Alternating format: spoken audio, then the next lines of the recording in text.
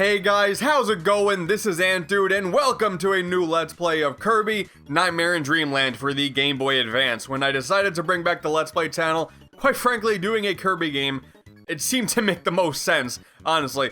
This is all gonna go by pretty fast, but we have a story to go over first. There's Dreamland, and there's a lot of dreams that happen, and it's thanks to the Fountain of Dreams.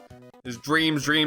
The fountain collects the hopes and dreams. I honestly don't even pay attention to this cutscene, so if you want to call it a cutscene. So it's responsible for people dreaming, but then the dreams stop. And admittedly, that sounds terrifying. That would be a terrible thing to happen. And it's thanks to that stupid penguin taking a bath in the fountain. That's dumb. So he took the Star Rod, which is a powerful source, and he broke it and gave pieces to his underlings, one of which is a tree. I can never get over that. Why are you, like, you would think he's a king, why a tree? I don't get it. But we have to restore nap time. Sounds like a good plot to me. Let's get this started. And here we are, the first level, Vegetable Valley. I never really understood why they call them levels, and I don't even know what they call these bits. I think this is stage 1. I stick to the whole mantra of it being a world and a level, so that's how I'm gonna call it. So Vegetable Valley, there's a couple things I want to go over. I'm sure some people may be wondering why I'm playing this version as opposed to the version on the NES, because this is a remake of Kirby's Adventure. One, I haven't played this version in a long time, so it's an excuse to do that again for, like, honestly, the 20th or so time. It's already starting off poorly. Also, a little bit of a, no. There we go, nice and slow. UFO, come to me, thank you. Yes, UFO. Sweet secrets. And secondly, just from a graphical point of view, this game looks fantastic. Like, Game Boy Advance games, when they knew how to do sprite work, they did a good job. Like, the amount of colors that is being presented to me right now is fantastic. So, as, I'm always a stickler for making the best quality videos I can, so that was an obvious choice. And we're already kind of done with the UFO, sadly, because that is the only ability that I can't bring to other levels. But let's see if I can keep a string of nailing the top of the jump game. We'll see how long I can keep that string going. I'll probably fail by level 2. But there's a lot I can go over because it's kind of a rush. Kirby goes by pretty fast. Not like it really matters because I play Kirby kind of recklessly. I only have 6 pieces of health. It's worse in later games when you have actually a health bar. You can take more hits. I kind of just run into enemies on my own free will because, you know, these games aren't hard, but I play like an idiot, so the chance of dying is pretty strong. But we have a first mini-boss. Oh, I think it's Poppy Bros, right? I need to familiarize myself with the names. That's not too good. I think that's Poppy Bros Jr., right? Or Senior, he was the big one. And then we got the crash, and then boom. Woo! I don't even really have time to explain all the abilities, because it's just sort of happening. Because the thing when it comes to Kirby, if you actually haven't played a Kirby game before, I'm surprised you're watching this, first off, but rarely ever do these abilities actually get used for puzzles. And when they do, it's very obvious, and there's only like 3 of them that do. For the most part, you're just kind of going through them if you just want to change it up. So like over there's a sword right by the end of a level. And guaranteed the next level will start off with a different ability, so it's like, sure, I guess I can play with the sword for 10 seconds. I'm sure that sounds like fun. Also, I'm not forgetting the secret. Just a nice little one up. Boom. That's actually one I only just discovered like a month ago, that little secret. It's crazy to me that this game that I've played so much, that there were still secrets. So for all I know, there may actually be a couple extra rooms that I'm not aware of.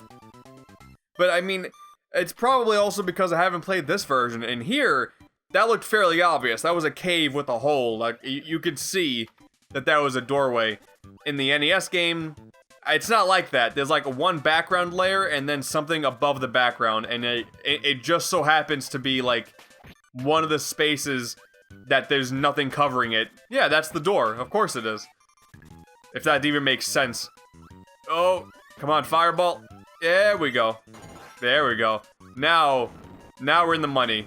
We're in speedrun territory now. But what's interesting is, playing this now, it's interesting to go back and see some of the changes made with the series to sort of streamline things a little bit. Because, as you noticed earlier, I had an ability called Fire, which, like, it's from that guy, the guy I just killed. And that ability lets me shoot fire from my mouth, and this one lets me just shoot forward in flame. That was not good. And they're two totally different abilities. That is the same. Oh, awesome. Good. Right by the end of the level. We got this. I'm getting that Maxim tomato. Thank you. In later games, oh no, sorry. There's also Ice and Freeze, which do similar things to where one shoots ice in front of you, and the other one, like, surrounds you in ice. All these abilities would be combined into one ability that makes sense. So fire will include burning later on. It's Kirby knowledge that doesn't really matter, but I just happen to know it because I am a helpless Kirby fanboy. Except for the fact Frosty, right? Oh man, this is something I should have actually researched when it comes to mini bosses. I forgot their names, but I'm pretty sure that's Frosty, because that is just as cliche enough to be a panda bear's name. And there you go, we got Freeze. Also a nice little... I have to imagine this was totally an Ice Climber's influence when it comes to design. Because Kirby Superstar was the first one to introduce hats. But, jeez, this is not going well at all. Can we do solid right now? So actually, if Superstar was first, then maybe Smash Bros took influence from Kirby. Sounds like something Sakurai would do. Just take influences from one of his own kids and just make that a major point of Smash Brothers. Oh, this too. I want to point something out because that's one of the things that upsets me about this version. And it's something, again, that shows how helpless of a fanboy I am. That invincibility candy is just sort of there. Aw, we couldn't make it through all of World 1 by getting a string of ones, but alright. The invincibility candy just shows up there.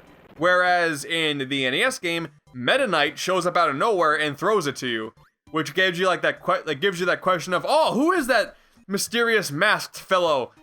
But sadly, they didn't want to do that now, cause fine, we're gonna play a mini game to cool me off. So two of the mini games are different in the NES game than they are in the GBA game. So Bomb Rally is just, as you can already tell, you're just rallying a bomb back and forth, and then if I wanted to, I could switch direction and pop it and make it go counterclockwise if I so chose. The game is not all that exciting, but what's cool about this is with this, and I believe it is the main minigame of World 2, but they went with a focus of multiplayer. So with a link cable, then you can play multiplayer with 3 other people. And, I mean, it's cool, I guess. Honestly, I've never done it because it never sounded appealing to me. It's just a nice little diversion, and then I believe I'll get a 1-up, right? I got 3 of them. So there's that. You can also play the main game in local multiplayer, too. 2 players, which is that's actually pretty cool, but I have not done that either. That is something I should definitely remedy. But there's minigames, and then also I want to show off the museum, because this is pretty nifty. They just sort of hand off an ability to you. Because why not? Kirby's Adventure is one of the first games I've ever played. So, after playing Mario, because I know I played Mario 1 or 3 before this, to play a game like this with an actual world like this, and then an area like the museum that was so chill and just offered you an ability, as a kid, that changed my life. And that's like one of the reasons why I love Kirby so much. It's just, I don't know. It's something that I guess I can't help. It's totally something from my childhood. Oh, he actually hit me? I didn't want to abuse him outright. Show off the other ability, the other attack that he has. I actually attacked him from behind. There you go. He also puffs out smoke. This is a tree that for some reason is a boss in like every Kirby game, and we already took him out. So that was the first episode of Kirby's Nightmare in Dreamland. I told you, it happens really, really fast. But as soon as I go for the Star Rod, we warp into the next world. So thank you guys for watching. Hopefully you enjoyed. Next time we go into Ice Cream Island. I already love that name. And with that being said, I'll catch you guys next time. Let's celebrate with a dance as we go. It's a beautiful sight. Bye-bye. Hey guys, what is up? Well, I tried to immediately go to the next episode. That wasn't happening. I need a break.